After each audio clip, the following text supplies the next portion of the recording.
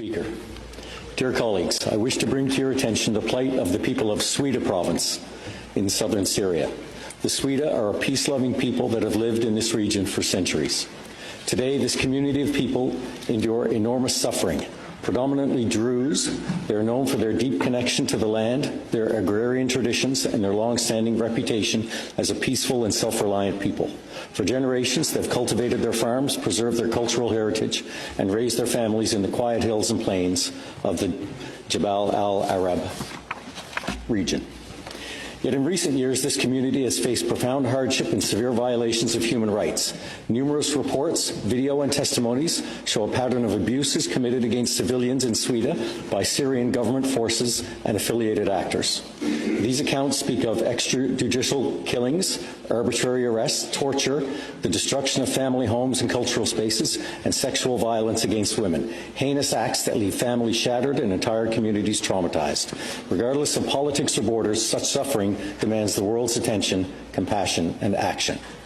The people of Suida have tried again and again to assert their dignity and seek peaceful solutions. Their demonstrations and local efforts have constantly emphasized nonviolence and the protection of their community.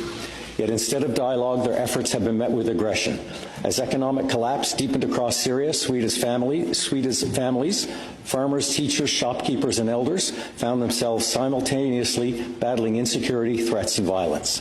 On November 13th, 2025, just 3 weeks ago, in a hearing conducted by the U.S. Commission on International Religious Freedom under the topic Religious Freedom in Syria's post-Assad transition, the Commission heard from witnesses that confirmed specific threats including sectarian massacres of Druze and Alawi Muslims, attacks on Christians and other religious minorities, as well as an escalation of killings and kidnappings and forced disappearances, all under the rule of the new transitional authorities.